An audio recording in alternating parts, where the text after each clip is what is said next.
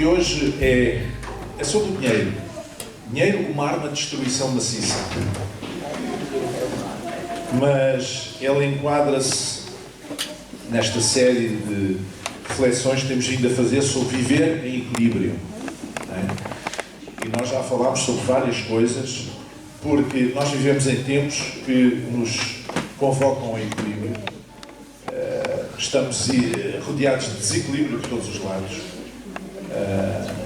tanto nos discursos como nas atitudes, por parte de muitos protagonistas da vida pública, desde a política ao desporto, passando pelas artes, mas também na vida privada, não é? E eu cito sempre aqui o exemplo da violência doméstica. É um desequilíbrio. Além de ser crime, é um desequilíbrio. E então o mundo precisa de equilíbrio. Equilíbrio emocional, equilíbrio interior, equilíbrio nas relações, equilíbrio financeiro, económico, equilíbrio espiritual. E nós temos falado um pouco disto tudo e vamos falar hoje sobre este equilíbrio económico e financeiro. O que é que a Bíblia diz? Eu convido-os a abrir na primeira carta a Timóteo, capítulo 6, e os versículos 7 a 11, que diz assim: porque nada trouxemos para este mundo, e manifesto é que nada podemos levar dele. Tendo, porém, sustento e com que nos cobrirmos, estejamos com isso contentes. Mas os que querem ser ricos caem em tentação e em laço e em muitas concupiscências loucas e nocivas que submergem os homens na perdição e ruína. Porque o amor do dinheiro é a raiz de toda a espécie de males. E nessa cobiça alguns se desviaram da fé e se despassaram a si mesmos com muitas dores. Mas tu, homem de Deus, diz Paulo a Timóteo, foge destas coisas e segue a justiça, a piedade, a fé, a caridade, a paciência, a mansidão. Amém? Bom, irmãos, o dinheiro em si não é bom nem é mau. É neutro. Aliás, nós sabemos que a Feira de Santiago, em Setúbal, tem mais de 400 anos e quando começou, e durante muito tempo, era uma feira onde não existia dinheiro. Era uma chamada Feira Franca, em que as pessoas trocavam os produtos. Quem produzia sal, trocava uma determinada quantidade de sal por outros produtos, ou arreios para os animais, ou cereais, ou farinha, ou o que fosse. Portanto, era uma feira de trocas, não havia dinheiro. E as feiras inicialmente eram assim. O comércio inicialmente era assim, até que alguém inventou o dinheiro e isso veio facilitar muito as trocas comerciais. Portanto, porque nós já sabemos, aquela nota ou aquela moeda tem um determinado valor facial e, portanto, os produtos é-lhes atribuído um determinado valor também para a transação. E então, com uma nota, nós sabemos que podemos comprar um saco de farinha, um saco de sal, ou o que for. Isso facilitou muitas coisas. Portanto, o dinheiro em si não é mau, nem é bom, é neutro. Agora, o seu uso é que pode se tornar uma fonte de bênção ou uma fonte de maldição. O uso do dinheiro é que pode se tornar uma fonte de bênção ou uma fonte de maldição. Quando é que ele se torna uma fonte de bênção? Por exemplo, quando ele contribui para preservar a dignidade da pessoa humana. Lá está escrito, nesta mesma carta, no capítulo 5, diz assim: não ligarás a boca ao boi que debulha, e digno é o obreiro do seu salário. Então, o salário de quem trabalha é uma questão de dignidade humana.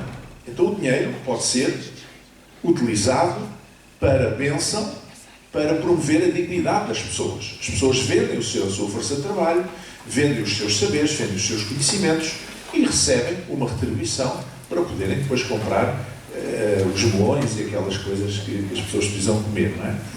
Então, quando o dinheiro preserva a dignidade humana, então, sim senhor, então ele será fonte de bênção. Também é fonte de bênção quando existe uma boa gestão financeira.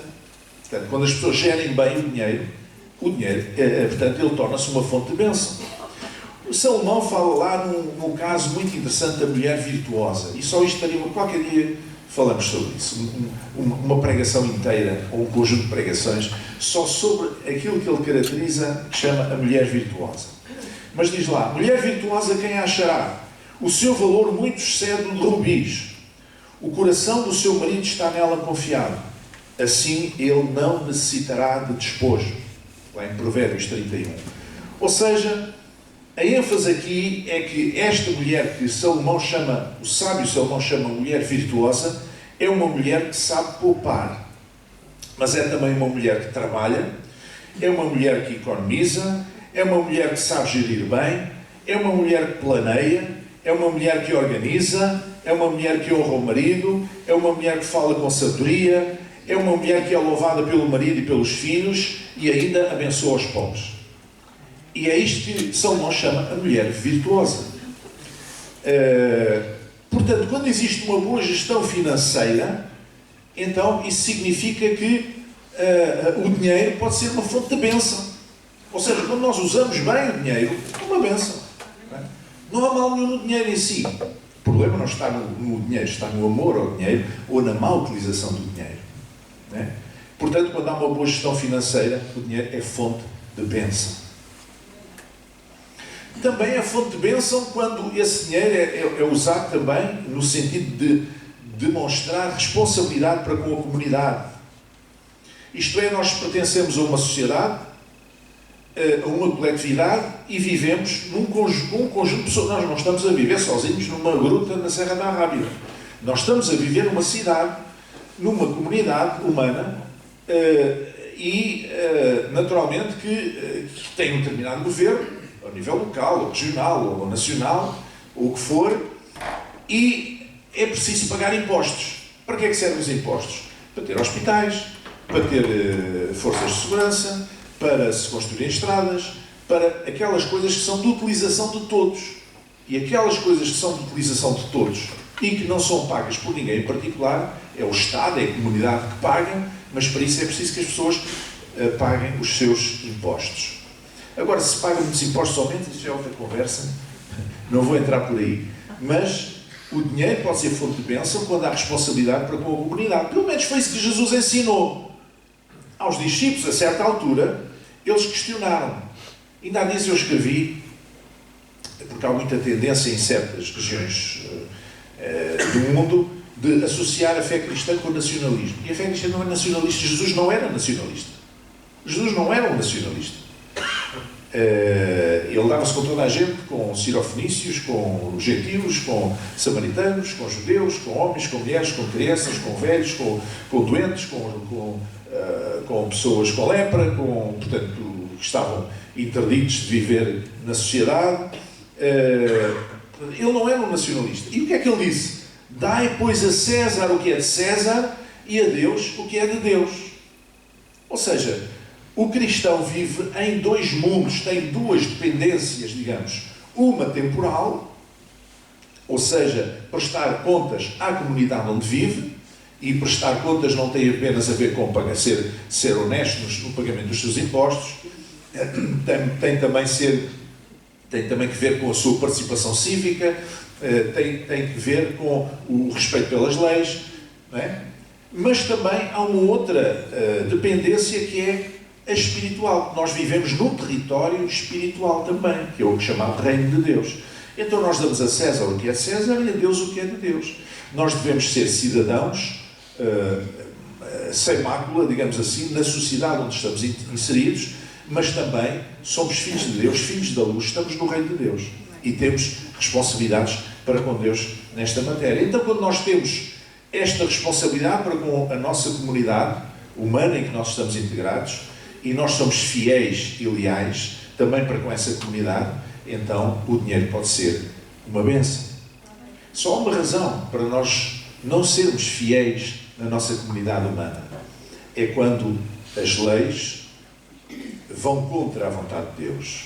E então podemos dizer como Pedro, importa mais obedecer a Deus do que aos homens.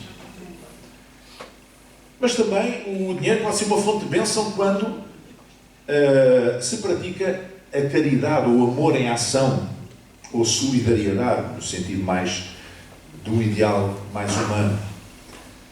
abençoar os outros. Não é? As igrejas da Macedónia, a certa altura, enviaram uma oferta para suprir as necessidades da igreja em Jerusalém. Jerusalém era uma região pobre, não tinha muitos recursos e passava crises económicas cíclicas. De vez em quando havia escassez de produtos e havia escassez económica e as pessoas passavam muitas necessidades. Então, por vezes, as igrejas espalhadas, as comunidades cristãs espalhadas pelo mundo romano de então, eram convidadas pelos apóstolos a abençoar aquela comunidade ou outra qualquer, mas neste caso estamos a falar de Jerusalém, com uma oferta alçada para suprir as necessidades da igreja em Jerusalém. Eu lembro que uma das primeiras instituições da igreja foi o diaconato. E ele surge exatamente porquê? Porque havia mulheres idosas na igreja em Jerusalém, logo nos inícios. Essas mulheres, enfim, no Médio Oriente e também em Israel, quando eram idosas, viúvas, e não tinham filhos, ou os filhos tinham imigrado para longe, e portanto estavam sozinhas no mundo, essas mulheres ou estendiam a mão à caridade, se não conseguiam, ou então tinham que fazer algum trabalho, mas se não tinham saúde para trabalhar, ou morriam à fome, ou estendiam a mão à caridade. E o que é que fez a igreja? A igreja em Jerusalém, essa comunidade que estava a nascer, moveu-se em amor, moveu-se em caridade, ou em solidariedade, se quiserem, e criou uma espécie de uma sopa dos pobres para dar a essas mulheres que não podiam trabalhar, que eram idosas e que não tinham quem as sustentasse. Não havia segurança social, nada dessas coisas, como vocês devem imaginar. Então o que é que aconteceu? Começou a haver um boato de que os apóstolos, que era quem serviam às mesas, Pedro e os demais apóstolos, em Jerusalém, começou a haver um boato de que eles favoreciam mais umas do que outras, mais ou as judias, as religiões judaica, do que as de hoje em dia, e isso criou um mal-estar na igreja. E eles reuniram-se e pensaram assim, espera aí, não vamos pôr a nossa posição como líderes espirituais em causa. E então, o que é que fazemos? Dirigidos pelo Espírito Santo, eles elegeram 7 homens com determinadas características que estão lá descritas no início do livro de Atos dos Apóstolos, e constituíram esses homens, encarregaram esses homens de fazer esse trabalho, servir às mesas. E quanto a eles, apóstolos, dedicaram-se exclusivamente ao ministério da palavra e à oração. E assim salvaguardavam a sua posição sobre boatos que pudessem existir.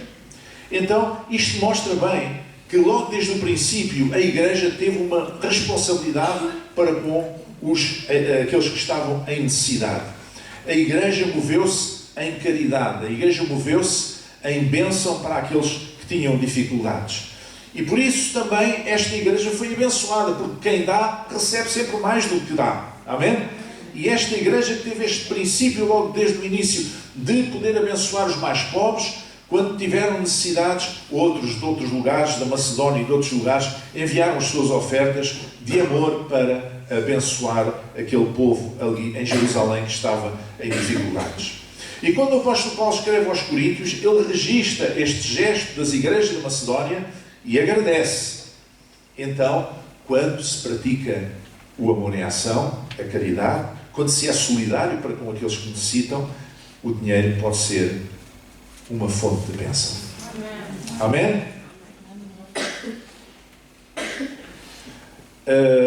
Mas também o dinheiro, sabe, pode ser usado num ato de adoração. E isto significa que nós que amamos a Deus, que amamos Jesus, se amamos Jesus, amamos a obra de Deus. Amamos aquilo que Jesus está a fazer, amamos a proclamação do Evangelho. E se amamos a proclamação do Evangelho, nós estamos dispostos a ajudar também com o nosso trabalho, com as nossas capacidades, com as nossas competências e também com o nosso dinheiro. E isto fala-nos de dízimos e ofertas. E está escrito lá em 2 Coríntios, cada um contribua segundo propôs no seu coração, no caso das ofertas, não com tristeza ou por necessidade, porque Deus ama ao que dá com alegria. Então aquilo que nós somos chamados a fazer é dar a Deus, mas dar com alegria. Não ficar tristes porque demos agora uma oferta, nem dizer assim, bom, tipo negócio do cigano, não é? Peço desculpa, não sei se está aqui algum cigano, se eu dou um chouriço e venha lá um porco, não é? Então vou dar uma ofertazinha para ver se Deus... Não, não é assim que funciona. Nós damos com alegria, sem segundas intenções, temos prazer em abençoar, temos prazer em ajudar, damos para as missões porque amamos aquele povo que precisa de ouvir a palavra de Deus, damos para as missões porque queremos abençoar as crianças que estão a morrer de fome e a morrer sem ter um medicamento e a morrer sem ter as coisas básicas. E amamos a obra de Deus para que a obra de Deus possa prosseguir e o Evangelho possa ser proclamado. Então o dinheiro pode ser uma fonte de bênção de muitas maneiras, mas também pode ser uma fonte de maldição. E por isso eu disse, dinheiro, uma arma de destruição maciça. Quando foi a guerra do Iraque, falou-se que Saddam Hussein tinha lá umas armas de destruição maciça, que era uma introjice, enfim, mas foi o pretexto para a guerra. E armas de destruição maciça são armas químicas, não é? Que promovem uma destruição imensa. E o dinheiro pode fazer isto. Eu não sei o que eu digo, é a palavra de Deus que o diz. Pode ser uma fonte de maldição. Por exemplo, quando é mal gerido. Quando o dinheiro é mal gerido, é uma fonte de maldição. Qual de vós, querendo edificar uma torre, não se assenta primeiro a fazer contas dos gastos, para ver se tem com que a acabar? Para que não aconteça que, depois de haver posto os alicerces e não a podendo acabar, todos os que a virem comecem a escarnecer dele, dizendo: este homem começou a edificar e não pôde acabar. Jesus está a dar este exemplo. Quando se quer edificar uma torre, tem de se fazer contas, tem de se fazer um orçamento, tem de se pensar, espera aí, vou precisar de tanto para isto, para a pedra, para o cimento, para não sei o quê, para pagar a mão de obra. Isto vai-me dar tanto, será que eu tenho esse valor? Se eu não tivesse valor, é melhor estar quieto, é melhor esperar até eu ter, não é? Ou seja, gestão, planeamento, boa gestão, não é? E portanto o dinheiro, quando não é bem gerido, torna-se uma maldição, não é? Eu sei que por vezes as pessoas, aliás muitas vezes as pessoas dizem, porque nós estamos num país de salários baixos, muito baixos, mas as pessoas dizem que no fim do mês sobra-lhe dias. No fim do dinheiro sobra-lhe dias, não é? No fim do dinheiro sobra-lhe dias. Ou seja, que o dinheiro não estica até o fim do mês e tem que se fazer uma ginástica. Olha, se calhar muitos dos que estão aqui sabem esta realidade, ou os pais de alguns que estão aqui. Na minha casa era assim. A minha mãe tinha que fazer uma ginástica por onde ia chegar ao fim do mês, porque não era muito. Eu sou filho de um operário e de uma mulher empregada doméstica. Não tenho vergonha nenhuma de o dizer. Não é? E educar 2 filhos, não é? A minha avó materna vivia connosco, era mais uma boca para alimentar. E eu acho que ela nem tinha reforma, tinha vivido sempre no campo e nunca foi muito antes disso, e portanto tinha que se esticar. E quando é bem gerido é bênção, mas quando é mal gerido torna-se uma maldição. Porque há gente que recebe o dinheiro ao fim do mês e vai logo estourar isto, aquilo e no outro, sem pensar que tem mais um mês pela frente para comer, para satisfazer as necessidades básicas. E depois andam a pedir a este, àquele ou ao outro dinheiro emprestado, ou bater esta porta ou aquela porta, coitadinho dele, não tem. Às vezes tem, não sabem gerir. Portanto, um dinheiro mal gerido é maldição. O dinheiro também é uma maldição quando a ambição nos cega. E por isso a Escritura diz: porque nada trouxemos para este mundo, e manifesto é que nada podemos levar dele.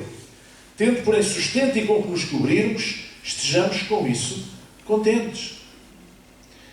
Não é mau ter alguma ambição. Mas nós temos ambição para os nossos filhos.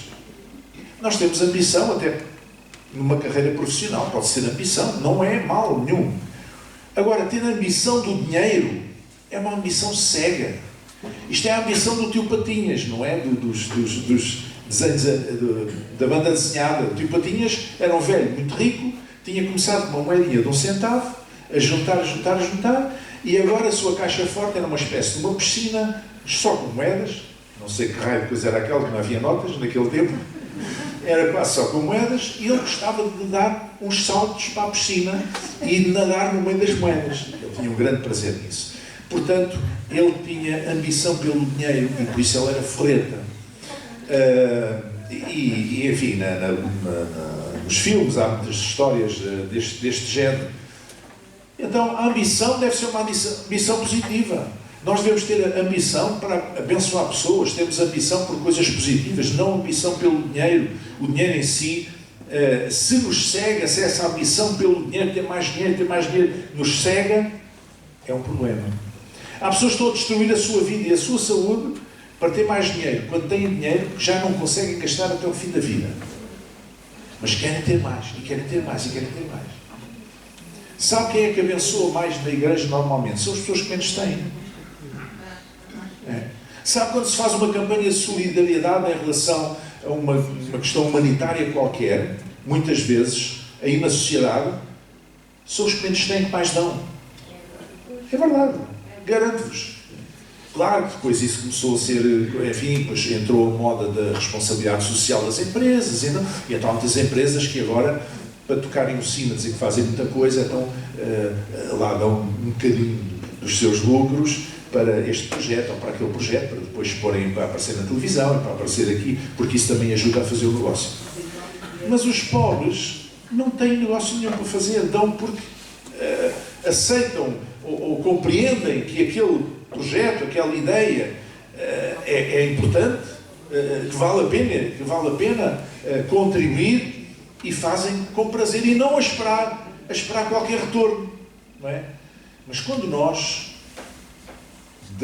usamos o nosso dinheiro para a bênção de outros, temos sempre retorno. Isto não funciona só com o dinheiro, funciona também com o nosso tempo, não é? Funciona com muitas coisas na vida.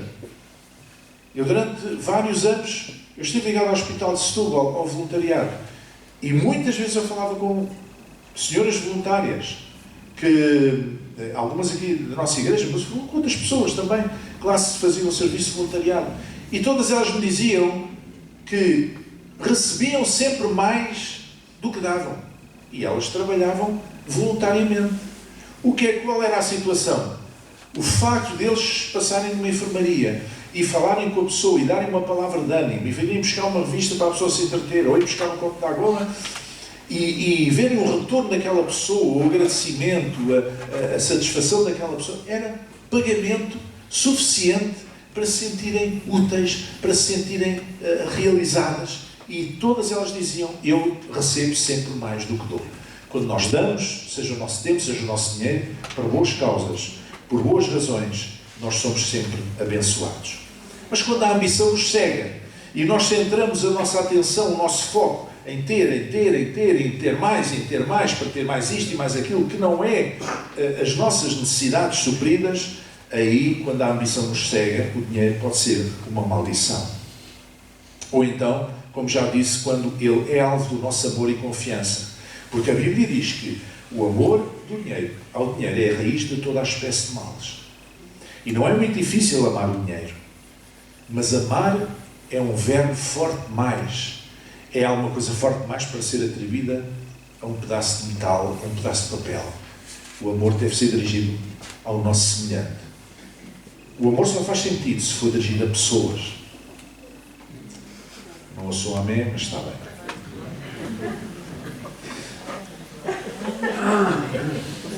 Alguns estão a pensar: até eu amo tanto o meu cãozinho, o meu gatinho. Isso não é amor, amigos. Isso é outra coisa. Não vamos por aí. Também o dinheiro pode ser uma maldição quando nós cedemos a este perigo materialista. Diz que nessa cobiça, diz Paulo, alguns se desviaram da fé e se despassaram assim com muitas dores. É quando as pessoas põem o seu foco no material, exclusivamente no material, normalmente não dá bom resultado.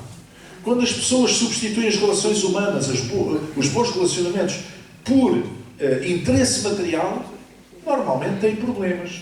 E problemas graves. Ou então, também pode ser uma maldição quando nós cedemos à tentação associada ao dinheiro eu vou ler mais uma vez aquilo que diz a Escritura. Os que querem ser ricos, não é os ricos. A Bíblia não tem problema nenhum com os ricos. Jesus nunca teve problema nenhum com os ricos. Não é? O problema não é ser rico ou ser pobre. O problema é onde é que nós temos o nosso coração. E onde é que está o foco da nossa vida. Os que querem ser ricos, não é os que são ricos, é os que querem ser, caem em tentação e em laço e em muitas concupiscências loucas e nocivas que submergem os homens na perdição e ruína. E por isso eu chamei o dinheiro pode ser uma arma de destruição maciça. O que é que diz a palavra sobre os ricos inclementes? Estes, sim, a palavra levanta-se contra eles. Aqueles ricos, porque antigamente não havia classe média. Era ricos e miseráveis, pobres. Não é?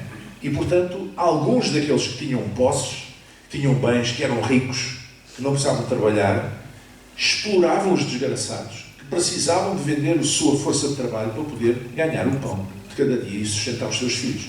E alguns destes ricos eram tão insensíveis que exploravam-nos até ao tutano. E o que é que diz a palavra lá em Tiago? Eis, pois, agora vós, ricos, chorai e pranteai por vossas misérias, que sobre vós hão de vir. As vossas riquezas estão apodrecidas e as vossas vestes estão comidas de traça. Isto quer dizer que os bens materiais, assim como vêm, também vão. O vosso ouro e a vossa prata se enferrujaram e a sua ferrugem dará testemunho contra vós e comerá como fogo a vossa carne. Entesourastes para os últimos dias. Eis que o jornal dos trabalhadores, o salário dos trabalhadores que ceifaram as vossas terras e que por vós foi diminuído, clama. E os clamores dos que ceifaram entraram nos ouvidos do Senhor dos Exércitos. Deliciosamente vivestes sobre a terra e vos deleitastes, cevastes os vossos corações e guardastes os vossos corações, como num dia de matança. Condenaste e mataste o justo. Ele não vos resistiu. É duro. Isto não é contra os ricos. Isto é contra aqueles que confiam no dinheiro e não exercem misericórdia sobre os necessitados. É disto que a palavra de Deus está a falar. E nesse sentido o dinheiro pode ser uma maldição. Quantas pessoas nós sabemos, de histórias que nós sabemos, de pessoas que têm muito dinheiro e têm uma vida miserável e não são felizes e nem conseguem manter um casamento e nem conseguem manter os filhos, uma boa relação com os filhos. E nem conseguem manter amizades sinceras, honestas e ideais. É verdade. Porquê é que vocês acham que os grandes astros do cinema, da televisão, etc., por aí fora, os famosos, andam sempre a casar e a descasar? Porque muitas vezes as pessoas que se aproximam deles estão a olhar para o seu dinheiro e não preocupados e não com sentimentos em relação àquela pessoa. E há um momento em que a pessoa entende isso. Pois as coisas não funcionam. E a pessoa anda de caso em caso, como aquela mulher de Samaria, que já tinha tido 5 maridos e agora vivia com o que nem marido dela era. Ou seja, vão andando atrás da felicidade, à procura da felicidade e cada vez pior. Então, irmãos, nos últimos décadas tem surgido no mundo, especialmente nos países mais desenvolvidos, uma teologia chamada teologia da prosperidade, que tem destruído muitos cristãos e igrejas um pouco por todo o mundo. Em que o foco é posto na prosperidade no sentido financeiro, no sentido dos bens, no sentido material. E o foco do Evangelho não é esse, com certeza. Não é? Nós lemos que se nós tivermos as nossas necessidades supridas, podemos dar graças a Deus por isso. Amém? E, aliás, segundo a Bíblia, a prosperidade bíblica é termos as nossas necessidades supridas e termos alguma coisa para ainda poder abençoar os outros. Isto é a descrição, digamos, a definição de prosperidade bíblica. Mas essa outra prosperidade, que não é bíblica e que é pregada em alguns lugares, tem destruído as pessoas, que as pessoas tiram o seu foco dos outros e põem o foco nos bens materiais. O foco de Deus não é o material, mas sim o que é espiritual e eterno. Amém? Como cristãos, nós devemos lutar sempre contra a injustiça e a desigualdade entre os seres humanos. Em especial, aqueles que estão à nossa volta. Amém? É porque, às vezes, nós vemos pessoas que compadecem-se muito de quem está a 500 mil quilómetros de distância. Mas o vizinho tem uma necessidade, eles não querem saber, nem sequer falam com ele. Não é? Às vezes acontece assim. Daqui a uns anos, a nossa vizinha do terceiro andar foi a correr bater à nossa porta. Um prédio com 18 ou 19 apartamentos, mas foi à nossa porta que ela foi bater, porque rompeu-se uma bicha do coisa e a casa estava inundada. E à noite ela acordou com a casa já meio inundada quando eu por ela. Então veio desesperada, eu até quando não conseguia fechar a torneira de segurança, a vezes lá fomos nós, e lá fui eu fechar a torneira de segurança, que estava meio perro, e a Suzete, baldes e coisas e tal, para ajudar a senhora. Em 18 apartamentos foi a nossa que ela foi bater.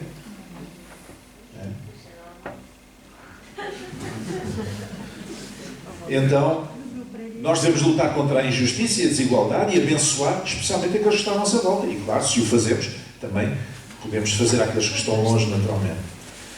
Mas não podemos esquecer, meus irmãos, que este mundo, este sistema, a Bíblia diz que está no maligno. E Jesus disse, os pobres sempre os tendes convosco. Sem ilusões. Não tenhamos ilusões. Não há nenhum sistema político que anule a pobreza no mundo. Nem o comunismo, nem o capitalismo, nem a social-democracia, nem coisa nenhuma. Até hoje, sempre houve pobres no mundo em todos os sistemas políticos. Não é?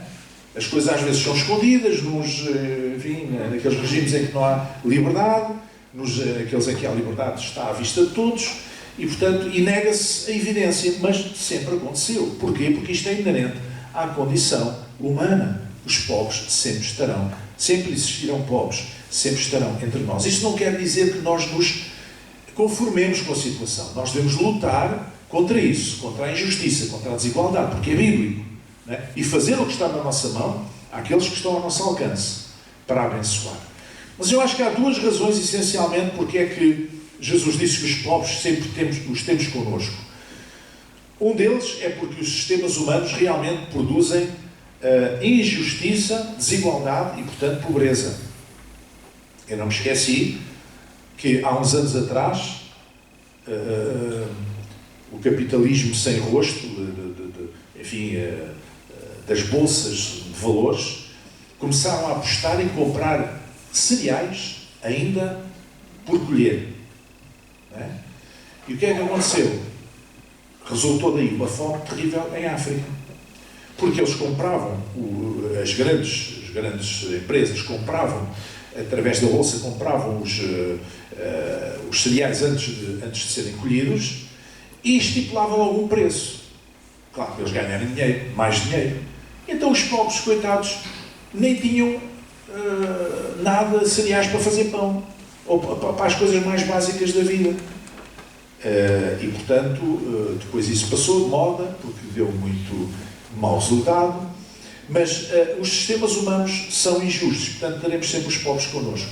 Mas eu acho que a razão principal que nós podemos entender para que os pobres sempre estejam connosco, e Jesus ter dito estas palavras, é apenas esta, é que os pobres são uma oportunidade para nós, Igreja, cristãos, exercermos misericórdia.